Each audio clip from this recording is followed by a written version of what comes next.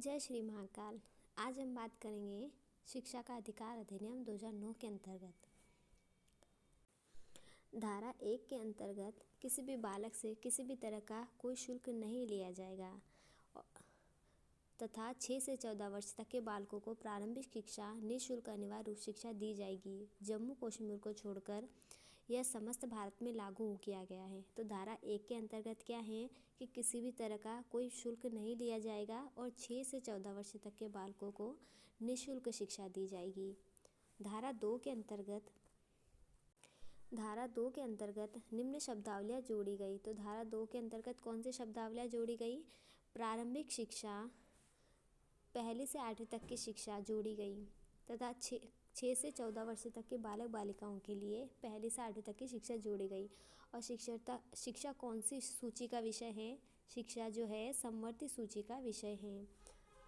अनुवीक्षण प्रक्रिया, प्रवेश प्रक्रिया, वंचित वर्ग ऐसे बालक जो क्षेत्र, धर्म, जाति, भाषा के कारण वंचित रह गए हैं।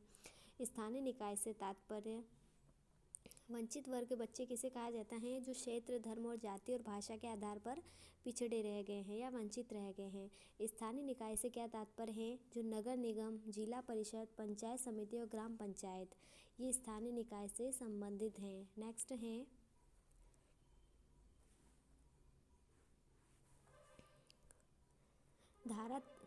धारा पहली में तो क्या है कि प्रवेश शुल्क नहीं लिया जाएगा। 6 से 14 वर्ष तक के बालकों को मुफ्त शिक्षा दी जाएगी, अनिवार्य शिक्षा दी जाएगी। तथा धारा 2 में क्या है? धारा 2 में पहले से 8वीं तक की शिक्षा की बात की गई है। 6 से 14 वर्ष तक के बालकों की और शिक्षा क्या है? एक समवर्ती सूची का विषय है। धारा 2 में क्या है? जो धर्म, जाति और भाषा से पिछड़े हैं उनको शिक्षा देना है।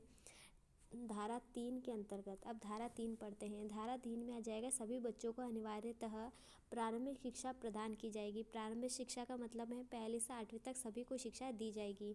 किसी भी बच्चे से कोई शुल्क अथवा राशि नहीं ली जाएगी। धारा 3 में क्या है? किसी भी बच्चे से कोई राशि या शुल्क नहीं लिया जाएगा।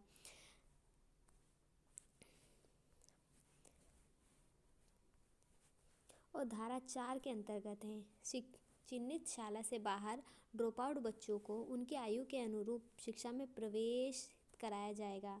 जो भी बच्चे ड्रॉप आउट कर चुके हैं या बहुत दिनों से स्कूल नहीं आ रहे हैं उनके आयु के अनुरूप उनके कक्षा में प्रवेश दिया जाएगा। तो धारा 4 में क्या है? उन्हें ड्रॉप आउट बच्चों को प्रवेश दिया जाएगा, पुनः प्रवेश दिया जाएगा। धारा 5 के अंतर्गत क्या है? धारा 5 में आएगा कि बालकों द्वारा विद्यालय छोड़ने पर उन्हें तुरंत टीसी प्रदान की जाएगी। तो उन्हें धारा 5 में क्या है? टीसी प्रदान की जाएगी। और ये उत्तरदायित्व किसका होगा? शाला के प्रधान अध्यापक का होगा, शाला के प्रिंसिपल का होगा। नेक्स्ट है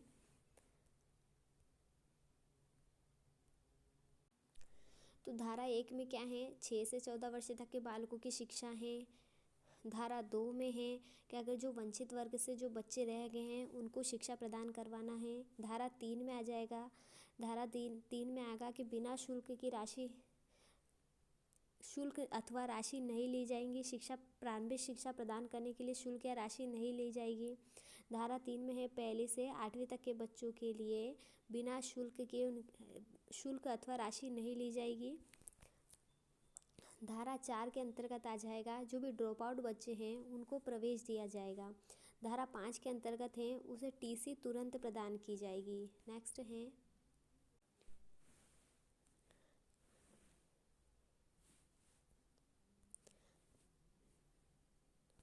नेक्स्ट है धारा 6 के अंतर्गत कक्षा 1 से 5वीं तक 1 किलोमीटर के दायरे में और 6 to 8 तक 2 किलोमीटर के दायरे में स्कूल रखा जाएगा।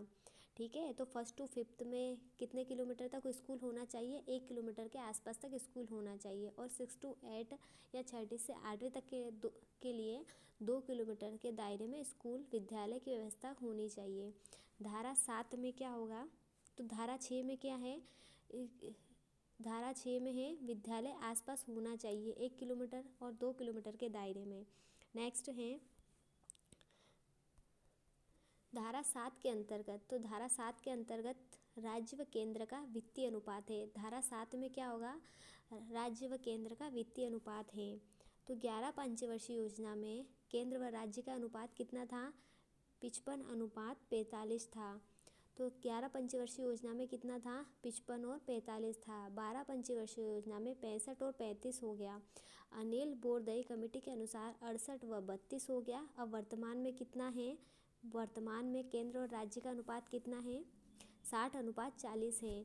केंद्र का 60 है और राज्य का 40 है। तो धारा 7 में क्या है, केंद्र और राज्य का अनुपात है, वित्तीय अनुपात है। नेक्स्ट है धारा 8। तो धारा 8 के अंतर्गत समुचित सरकार के कर्तव्य हैं। धारा 8 में क्या आ जाएगा, समुचित सरकार के कर्तव्य हैं। धारा 8 में समुचित सरकार आ गई, ये 8 आ गया, इसमें समुचित सरकार आ गई। तो धारा 8 में क्या हो गई, समुचित सरकार आ गई। धारा 9 के अंतर्गत स्थानीय निकाय, पहले तो धारा 8 में पूरी सरकार आ गई थी, अब धारा 9 में क्या है, स्थानीय निकाय आ जाएगा। धारा 9 में क्या आ जाएगा, स्थानीय निकाय आ जाएगा। उसके धारा 10 में, धारा 10 के अंतर्गत अभिभावक के कर्तव्य हैं। धारा 10 के अंतर्गत अभिभावक के कर्तव्य होंगे अपने बच्चों को स्कूल भेजें। अपने बच्चों को क्या करना है, स्कूल भेजें, ताकि बालक बालिकाएं मुफ्त व अनिवार्य शिक्षा प्राप्त कर सकें। तो अभिभावक का क्या कर्तव्य है कि उनको 10 बार स्कूल भेजना चाहिए। कितनी बार, 10 बार स्कूल भेजना चाहिए। तो धारा 10 के अंतर्गत क्या है, माता पिता का कर्तव्य है कि वे बालक बालिकाओं को स्कूल भेजें। नेक्स्ट है धारा 11 के अंतर्गत 3 से 6 वर्ष तक के बालक बालिकाओं के आंगनवाड़ी केंद्रों के से पूर्व प्राथमिक शिक्षा दी जाएगी। जो आंगनवाड़ी केंद्रों के माध्यम से पूर्व प्राथमिक शिक्षा दी जाएगी। प्राथमिक शिक्षा तो क्या होती है, 1 से 8वीं तक होती है, पर इससे पहले भी तो बच्चे जाते हैं कहीं ना कहीं। तो उनको यह कर्तव्य होगा कि आंगनवाड़ी केंद्रों के माध्यम से उनको शिक्षा दी जाए 1 से 8वीं से पहले। तो धारा 11 में क्या है, आंगनवाड़ी केंद्रों के माध्यम से पूर्व शिक्षा दी जाएगी। कौन से बच्चों को, 3 से 6 वर्ष तक के बालक बालिकाओं को। नेक्स्ट है धारा 12 के अंतर्गत, इसमें प्रावधान है कि प्राइवेट निजी विद्यालयों में 25% सीटें गरीब, दुर्बल और वंचित वर्ग के लिए आरक्षित होगी। 12 में 2 का गुणा कर दो तो कितना हो जाएगा, 24। तो 24 में 1 जोड़ दो तो क्या हो जाएगा, 25। तो धारा 12 के अंतर्गत क्या होगी, 25% सीटें होगी। तो धारा 12 के अंतर्गत क्या होगी, 25% सीटें किसके लिए होगी, गरीब, दुर्बल, वंचित वर्ग के लिए होगी। तो 12 दूना 24 और 1 25। नेक्स्ट है धारा 13 के अंतर्गत बालकों से कोई शुल्क नहीं लिया जाएगा। तो 13 में क्या होगा, शुल्क नहीं लिया जाएगा तथा उल्लंघन करने पर जुर्माना लिया जाएगा। तो क्या किया जाएगा, धारा 13 में शुल्क नहीं लिया जाएगा और उल्लंघन करने पर क्या होगा, जुर्माना होगा। नेक्स्ट है धारा 14(2) के अंतर्गत जन्म प्रमाण पत्र नहीं होने पर भी किसी बच्चे को विद्यालय में प्रवेश से इनकार नहीं किया जाएगा। तो 14(2) में क्या होगा, जन्म प्रमाण पत्र 2, 14(2) में जन्म प्रमाण पत्र 2 अगर नहीं है तो उसे प्रवेश से वंचित नहीं किया जाएगा। नेक्स्ट है धारा 15 के अंतर्गत विद्यालय प्रवेश की तिथि अंतिम 30 सितंबर तक है तय की गई, जिसमें सरकार के पास उचित आंकड़े उपलब्ध हो सके। तो धारा प्रवेश की तिथि कब तक बताई गई है, 30 सितंबर। तो 15 दूना 30 सितंबर तक क्या हुआ है, प्रवेश की तिथि बताई गई है। नेक्स्ट है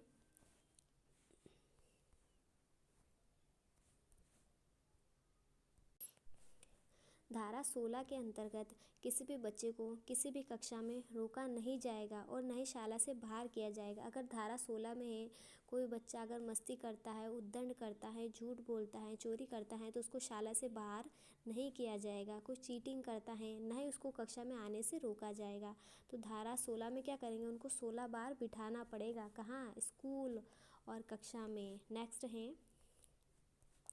धारा 17 के अंतर्गत विद्यालय में बच्चों को शारीरिक मानसिक रूप से प्रताड़ित नहीं किया जाएगा और न ही अपमानजनक शब्द कहे जाएंगे। तो धारा 17 में क्या है, टीचर को क्या है, खतरा है। धारा 17 में क्या है, टीचर को खतरा है, क्योंकि वह किसी भी बच्चे को प्रताड़ित नहीं कर सकता। तो 17 में क्या है, खतरा है। नेक्स्ट है धारा 18 के अंतर्गत विद्यालय बिना मान्यता चलाना प्रतिबंधित होगा और इससे उल्लंघन करने पर 1 लाख का जुर्माना लगाना होगा। तो धारा 18 में क्या है, धारा 18 में क्या आ जाएगा, 1 लाख का, ये 8 हटा दो तो 1 लाख का जुर्माना लगेगा। ठीक है। तो धारा 18 में के अंतर्गत क्या होगा, बिना मान्यता के चलाना स्कूल, उल्लंघन करने पर 1 लाख का जुर्माना होगा। तो धारा 18 के अंदर बिना मान्यता के स्कूल चलाना प्रतिबंध है। निरंतर उल्लंघन, नेक्स्ट है निरंतर उल्लंघन करने पर क्या होगा, इसमें धारा 18 में 10,000 रुपये जुर्माना लगेगा। अगर निरंतर उल्लंघन कर रहा है तो 10,000 रुपये का जुर्माना लगेगा। नेक्स्ट है धारा 19 के अंतर्गत, धारा 19 के अंतर्गत विद्यालय के मानक जो विद्यालय पूर्व स्थापित है उसे या उस कार्य के 3 वर्ष में पूरा करने होंगे, जैसे खेल मैदान, पृथक शौचालय भवन, पानी, पुस्तकालय, कार्यालय, रसोई घर आदि की क्या करनी पड़ेगी, व्यवस्था करनी पड़ेगी। तो धारा 29 में क्या आ जाएगा, धारा 29 में है जो विद्यालय में जो भी कार्य हैं अधूरे हैं, जैसे खेल का मैदान है, शौचालय है, पानी की व्यवस्था है, तो धारा 19 में सारी व्यवस्थाएं करनी होगी। 19 में क्या करनी होगी, व्यवस्थाएं करनी होगी। 19 धारा 19 में क्या करनी होगी, व्यवस्था करनी होगी। ये 9 से ध्यान रखना है, यहाँ से व्यवस्था करनी होगी। नेक्स्ट है धारा 20, धारा 20 के अंतर्गत क्या करना होगा, धारा 20 के अंतर्गत केंद्र सरकार तथा अधिसूचना जारी किसी भी मानक परिवर्तन कर सकेगी। तो धारा 20 के अंतर्गत केंद्र सरकार द्वारा अधिसूचना जारी कर किसी भी मानक में परिवर्तन कर सकेगी। तो धारा 20 में क्या है, केंद्र सरकार क्या कर सकती हैं, किसी भी मानक में परिवर्तन कर सकती हैं। तो धारा 20 के अंतर्गत जो केंद्र हैं वह किसी भी मानक में परिवर्तन कर सकती हैं। नेक्स्ट है धारा 21, तो धारा 21 के अंतर्गत प्रत्येक विद्यालय में विद्यालय प्रबंधन समिति एसएमसी का गठन किया गया है। तो धारा 21 में क्या होगा, धारा 21 में क्या किया गया, एसएमसी का गठन अनिवार्य किया गया। धारा 21 में क्या गया, एसएमसी का गठन अनिवार्य किया गया। नेक्स्ट है धारा 22 के अंतर्गत प्रत्येक विद्यालय का विभिन्न योजनाओं का संचालन विद्यालय प्रबंध समिति द्वारा किया जाएगा। तो धारा 22 में क्या है, जितने भी विभिन्न योजनाएं हैं उनका संचालन धारा 22 में क्या है, तो धारा 22 में जितनी भी योजना है उनका क्या करना पड़ेगा, संचालन करना पड़ेगा। नेक्स्ट है धारा 23 के अंतर्गत, तो धारा 23 के अंतर्गत केवल उन्हीं शिक्षकों को नियुक्ति हेतु पात्र माना जाएगा जिनके पास न्यूनतम शैक्षणिक योग्यता है। मतलब अब क्या हो गया, पहले क्या बिना बीएड के स्कूल में पढ़ा देते थे, अब तो जो भी न्यूनतम शैक्षणिक योग्यता है, बीएलएड है या डीएलएड है, उसके बेस पे ही स्कूल में शिक्षकों को नियुक्ति दी जाएगी। नेक्स्ट है तो धारा 23 में क्या है, न्यूनतम शैक्षणिक योग्यता है। धारा 24 के अंतर्गत विद्यालय के अध्यापकों के लिए किसी भी अधिनियम में अकादमिक उत्तरदायित्व निर्धारित किया गया है। इसकी पूर्ति न करने पर अध्यापक के विरुद्ध अनुशासनात्मक कार्रवाई की जाएगी। मतलब धारा 24 में क्या है, कार्यवाही है शिक्षकों पर, किसने, अगर अनुशासन कार्यवाही की जाएगी। अगर कोई भी विद्यालय का कोई भी कार्य हो, अगर वह नियम से नहीं हो रहा है तो उन पर क्या होगी, कार्यवाही होगी। धारा 25 में क्या है, तो धारा 25 में शिक्षक और छात्र अनुपात है। तो धारा 25 में क्या है, शिक्षक और छात्र अनुपात है। तो प्राथमिक शिक्षा पहली से 5वीं तक के लिए दूरी कितनी है, 1 किलोमीटर होगी। तो प्राथमिक शिक्षा पहले से 5वीं तक के लिए दूरी कितनी होगी, 1 किलोमीटर होगी। तो 60 विद्यार्थियों पे कितने शिक्षक होंगे, 2 शिक्षक होंगे। तो 30:1 हो गया, तो 60 पे कितना हो गया, 2 शिक्षक हो गए। तो 60 पे 2 शिक्षक होंगे, 61 से 90 पे 3 शिक्षक होंगे, 91 से 120 पे 4 शिक्षक होंगे, 121 से 150 तक 5 धन और 1 प्रधानाध्यापक होगा। 150 प्लस, अगर 150 प्लस स्टूडेंट होंगे तो उस पर क्या होगा, 1 प्रिंसिपल होगा। और शिक्षक छात्र का अनुपात कितना है, 30:1 आ गया। अगर 30 स्टूडेंट हैं तो 1 शिक्षक होगा, 60 स्टूडेंट हैं तो 2 शिक्षक होंगे, अगर 90 स्टूडेंट हैं तो 3 शिक्षक होंगे। ठीक है। और कार्य दिवस कितना है, 200 दिवस हैं। कार्य दिवस कितना है, 1st to 5th का 200 दिन है। और घंटे कितने हैं, 800 घंटे हैं। तो 1st to 5th के लिए क्या होगा, 1st to 5th के लिए क्या होगा, 1 शिक्षक होगा। किसने, 30 बच्चों पर 1 शिक्षक होगा। वह शिक्षक छात्र कार्य दिवस कितना होगा, 200 दिन होगा। 200 दिन इस फर्स्ट टू फिफ्थ में 200 दिन पढ़ाना होगा और घंटे कितने हैं तो 800 घंटे पढ़ाना होगा। ठीक है। नेक्स्ट है 6 to 8 के लिए, तो उच्च प्राथमिक शिक्षा में विद्यालय की दूरी कितनी होगी 2 किलोमीटर होगी। शिक्षक छात्र का अनुपात कितना होगा 1:35 होगा। तो प्राथमिक में तो 1:30 था व उच्च प्राथमिक में 1:35 होगा। मतलब छठी से आठवीं तक के बच्चों का अनुपात, छठी से आठवीं तक के बच्चों में कितना अनुपात होगा 1:35। मतलब एक शिक्षक जो है 35 बच्चों को पढ़ा सकता है। नेक्स्ट है विशेष विज्ञान गणित सामाजिक शिक्षा अनिवार्य है। तो स्कूल में क्या होगा 6 to 8 में विज्ञान का शिक्षक अनिवार्य है, गणित का अनिवार्य है, सामाजिक और शिक्षक अनिवार्य होगा।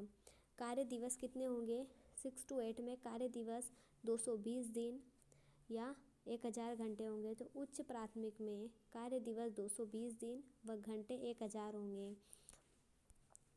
व प्राथमिक व उच्च प्राथमिक के लिए सप्ताह 45 घंटे होंगे। प्राथमिक के लिए व उच्च प्राथमिक के लिए सप्ताह में कितने घंटे उनको पढ़ाना अनिवार्य होगा तो 45 घंटे। तैयारी के घंटे भी शामिल है इसमें, तो 45 घंटे में क्या हो गया तैयारी के घंटे भी शामिल हैं। तो प्राथमिक के लिए व उच्च प्राथमिक के लिए व उच्च प्राथमिक दोनों के लिए क्या हो गए 45 घंटे होंगे। नेक्स्ट है ये धारा 25 में था जो है धारा 25 में जो है फर्स्ट टू फिफ्थ का होगा विवरण और सेकंड में 6 to 8 का होगा। धारा 25 में जो है प्राथमिक शिक्षा व उच्च प्राथमिक शिक्षा दोनों के लिए वर्णन बताया गया है। नेक्स्ट है धारा 26 में विद्यालय में 10% से अधिक पद रिक्त नहीं होंगे। तो धारा 26 में क्या होंगे 10% से अधिक पद रिक्त नहीं होंगे। धारा 26 में 10%, धारा 26 10%, धारा 26 10%। नेक्स्ट है धारा 27 के अंतर्गत यह प्रावधान है कि एक शिक्षक को 10 वर्षीय गणना, आपदा प्रबंधन व चुनाव के अलावा कोई भी ड्यूटी में नहीं लगाया जाएगा। तो धारा 25 में क्या है धारा 25 में क्या आएगा शिक्षक को 10 वर्षीय वार्षिक गणना, आपदा कार्य व चुनाव कार्य में ही लगाया जाएगा। धारा 27 में क्या आ जाएगा धारा 27 में है आपदा कार्य, चुनाव कार्य, 27 वर्षीय गणना। तो धारा 27 के अंतर्गत क्या होगा 10 वर्षीय गणना, आपदा कार्य, चुनाव कार्य। धारा 27 चुनाव कार्य, धारा 27 चुनाव कार्य। ध्यान रखना कि चुनाव कब होते हैं 27 तारीख को होते हैं। चुनाव कब होते हैं 27 तारीख को, इसे याद रख लेना कि धारा 27 में क्या है चुनाव कार्य है। नेक्स्ट है धारा 28 में प्राइवेट ट्यूशन पर रोक लगाई जाएगी। शिक्षक द्वारा जो प्राइवेट ट्यूशन करवाया जाता है विद्यालय के बच्चों को तो उस पर क्या करवाई जाएगी रोक लगाई जाएगी। तो धारा 28 प्राइवेट ट्यूशन, धारा 28 प्राइवेट ट्यूशन। तो प्राइवेट ट्यूशन कब पढ़ाते हैं हम 28 तारीख से स्टार्ट करते हैं ना। तो प्राइवेट ट्यूशन 28, धारा 28 प्राइवेट ट्यूशन, धारा 28। नेक्स्ट है धारा 29 के अंतर्गत प्रारंभिक शिक्षा व पाठ्यक्रम का उसकी पूरा किया जाना है। तो धारा 29 में क्या आ जाएगा तो धारा 29 में क्या करना होगा उसको पाठ्यक्रम को पूरा करवाना होगा। धारा 29 में क्या करना होगा पाठ्यक्रम को पूरा करवाना होगा। तो ऐसे ध्यान रख लेना कि मैम जो क्या करती हैं 29 तारीख से पहले ही 29 तारीख तक हमारा पाठ्यक्रम पूरा कर जाती है। प्रारंभिक शिक्षा का पाठ्यक्रम उसका पूरा किया जाना है। तो हमारी मैम क्या करती हैं 29 तारीख तक हमारा पाठ्यक्रम क्या कर देती है पूरा कर देती हैं। तो हमारी मैम क्या करती है 29 तारीख तक हमारा पाठ्यक्रम पूरा कर दी है। तो धारा 29 में क्या आ जाएगा पाठ्यक्रम आ जाएगा। नेक्स्ट है धारा 30 के अंतर्गत अध्यापक को बच्चे का लर्निंग रिकॉर्ड रखना अनिवार्य है। तो धारा 30 के अंतर्गत अध्यापक को बच्चे का लर्निंग रिकॉर्ड रखना अनिवार्य है। तो 30 तारीख तक या 29 तक हमारा पाठ्यक्रम पूरा कर देती है मैम। तो 30 तक क्या कर देती है मैम हमारा रिकॉर्ड बना देती है। तो 30 तारीख तक क्या कर देती है मैम हमारा रिकॉर्ड बना देती है। तो धारा 30 में क्या आ जाएगा लर्निंग रिकॉर्ड। धारा 30 के अंतर्गत क्या आ जाएगा लर्निंग रिकॉर्ड। इस अधिनियम की सूची में पठन पाठन के घंटे भी निर्धारित किए गए जो सारणी में प्रदर्शित हैं। इस अधिनियम को लागू करने में केंद्र सरकार व राज्य सरकार का 55:45 वहन करता है। तो केंद्र व राज्य का अनुपात कितना है? 55:45 है। कितना है? 55:45 हो जाएगा। केंद्र का 55 और राज्य का 45। धारा 31 बालक की शिक्षा के अधिकार को मॉनिटर करना है वह राष्ट्रीय व राज्य बालक संरक्षण 2005 के द्वारा है। तो क्या करना है? धारा 31 में बालक की शिक्षा के अधिकार को, धारा 31 में बालक की शिक्षा के अधिकार को मॉनिटर करना है। तो धारा 31 में क्या है? मॉनिटर करना है। धारा 31 को क्या करती है मैम? हमारा मॉनिटर करती है राष्ट्रीय राज्य व बालक अधिकार संरक्षण 2005 के तहत। अब हम एक बार और रिवीजन कर लेते हैं, ठीक है। धारा 32 बालक की शिकायतों को 3 माह में, बालक की शिकायत अगर करेगा तो 3 माह के अंदर दूर करना तथा सबसे पहले शिकायत लिखित रूप में स्थानीय अधिकारी के बाद बालक अधिकार संरक्षण आयोग में की जाएगी। मतलब क्या करना है? धारा 32 में होगा जो 3 माह में, जो धारा 32 है उसमें क्या करेंगे? जो बालक की जो शिकायत है उसको 3 माह में निवारण करना होगा। जो 32 में क्या आ जाएगा? उसको 3 माह में उसकी शिकायत का क्या करना होगा? निवारण करना होगा। वह जो लिखित रूप में स्थानीय अधिकारी को देना होगा और लिखित संरक्षण आयोग में की जाएगी। और शिकायत कहाँ की जाएगी? लिखित अधिकार संरक्षण आयोग में की जाएगी। अगली धारा है धारा 33 ने केंद्र सरकार राष्ट्रीय सलाहकार परिषद का गठन करना है। धारा 33 में है केंद्र सरकार व राष्ट्रीय सलाहकार परिषद का गठन करना है। धारा 33 में केंद्र सरकार तथा राष्ट्रीय सलाहकार परिषद का गठन करना है। धारा 34 में राज्य सरकार तथा राज्य सलाहकार परिषद का गठन करना है। धारा 33 में तो केंद्र व राष्ट्रीय सलाहकार परिषद का गठन करना है।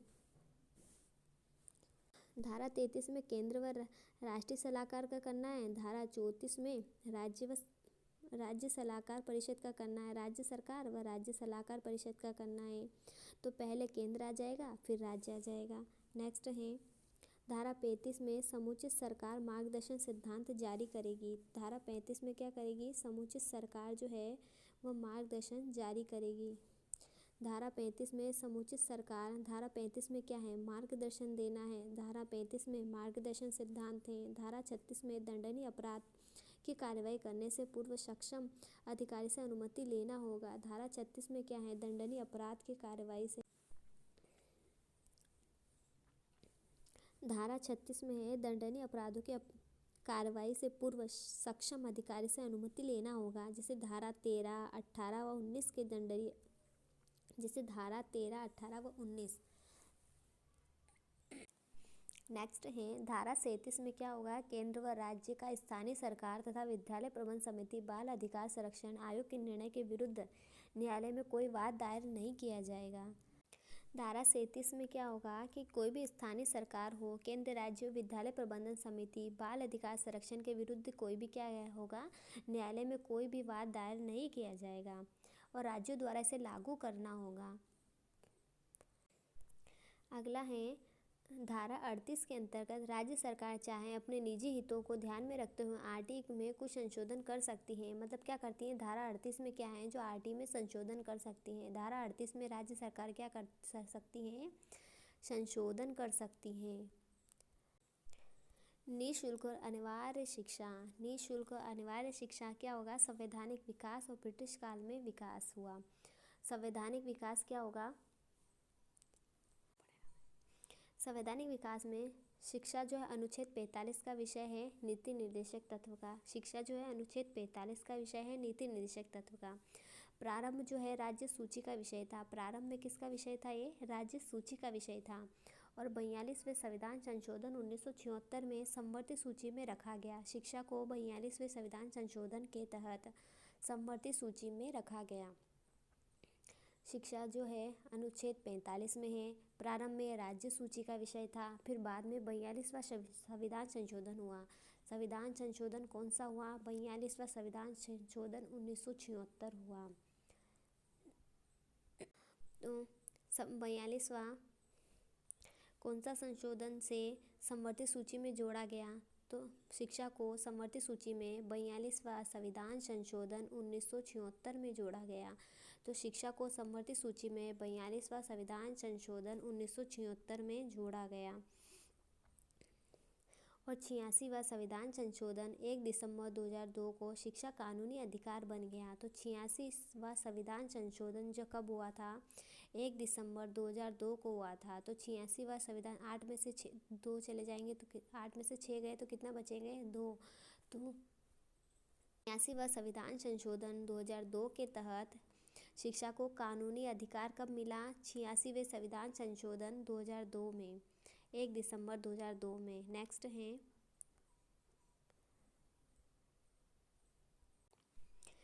है अधिकार जो हैं, एक तो मूल अधिकार है और एक मूल कर्तव्य है। तो मूल अधिकार जो है बालक का है कि बालक एक्ट 21A के तहत, बालक को अधिकार है एक्ट 21A के तहत वह शिक्षा को प्राप्त कर सकता है। और मूल कर्तव्य किसके हैं? माता पिता के कर्तव्य हैं कि 51A के वाक्यांश के सेकंड में जोड़ा गया। 51A के नया वाक्यांश के सेकंड को जोड़ा गया। तो मूल अधिकार तो बालक का है 21A के तहत। अगर अधिकार पूछे कि मूल अधिकार किसका है तो बालक का अधिकार है एक्ट 21 के तहत। और मूल कर्तव्य किसके हैं? माता पिता के हैं, जिसको 51A नया वाक्यांश के सेकंड में जोड़ा गया।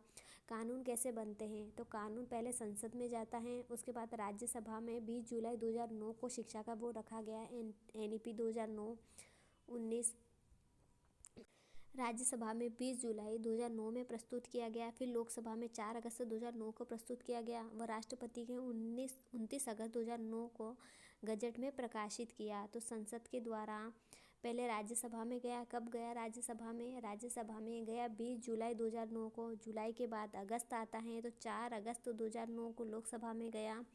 पहले राज्यसभा में 20 जुलाई को, लोकसभा में 4 अगस्त 2009 को और राष्ट्रपति 29 अगस्त दोनों अगस्त में है और ये 1 जुलाई में है। तो 29 अगस्त 2009 को गजट में प्रकाशित किया गया।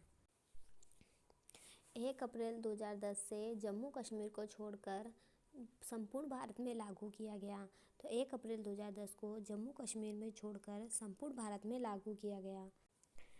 भारत 135वां देश है। जो भारत जो है ये लागू करने वाला 135वां देश है। प्रथम देश कौन सा था? नॉर्वे था। भारत जो 135वां देश है, भारत कौन सा देश है? 135वां देश है। और नॉर्वे जो है प्रथम देश है जिसने यह लागू किया था। और राजस्थान ने कब लागू किया? तो राजस्थान ने 29 मार्च 2011 को यह एक्ट लागू किया था। तो राजस्थान ने 29 मार्च 2011 को राजस्थान ने एक्ट लागू किया था। अब न्यूनतम कार्य दिवस गिन लेते हैं हम। न्यूनतम कार्य दिवस जो है 1 to 5 के लिए 200 कार्य दिवस होंगे और 6 to 8 के लिए कितने होंगे? 220 का दिन होंगे। 1 to 5 के लिए कार्य दिवस को कैसे होंगे? 200 दिन होंगे। 6 to 8 के लिए 220 दिन होंगे। और 1 to 5 के लिए घंटे कितने होंगे? 800 घंटे होंगे। और 6 to 8 के लिए 1000 घंटे होंगे। ऐसा ध्यान रख लेना। 1 to 5 के लिए देखो, जब छोटी क्लास है तो दिन भी कम होंगे। अगर ये 6 to 8 है तो दिन ज़्यादा होंगे, तो 20 दिन ज़्यादा होंगे।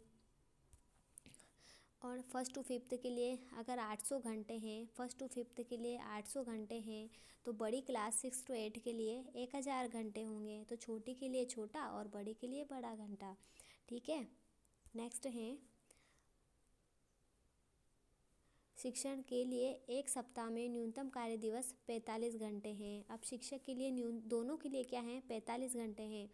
तो छोटे के लिए 1 to 5 के लिए 800 घंटे और 6 to 8 के लिए कितने होंगे? 1000 घंटे होंगे। और दोनों के लिए कितने न्यूनतम? 45 घंटे बताया गया है। और उसमें तैयारी के घंटे भी शामिल हैं। अध्यापक को विद्यालय में बच्चों के आने के समय से 1 घंटा पहले आना होगा और 1 घंटे बाद जाना होगा। ठीक है। नेक्स्ट है 60 बच्चों पर 2 शिक्षक होंगे। 1 to 5 में 60 बच्चों पर 2 शिक्षक होंगे। 90 बच्चों पर 3 शिक्षक होंगे। 120 बच्चों पर 4 शिक्षक होंगे। 60 पर 2 शिक्षक, 90 पर 3 शिक्षक, 120 पर 4 शिक्षक, 200 पर 5 शिक्षक होंगे और 150 प्लस पे क्या होगा, 150 प्लस पर एक प्रिंसिपल होंगे और 150 से अधिक होने पर 5 शिक्षक और एक प्रधानाध्यापक होगा। 200 से अधिक होने पर इनका अनुपात कितना हो जाएगा, 40:1 हो जाएगा। अगर स्टूडेंट 200 से अधिक हैं तो इसका अनुपात कितना हो जाएगा, 40:1 हो जाएगा प्रधानाध्यापक को छोड़कर। Thank you for watching. जय श्री महाकाल। लाइक, सब्सक्राइब और दोबारा देखना ना भूलें। इसे 1 से 2 बार रिवीजन करने पर आपको सारी चीज़ें याद हो जाएगी।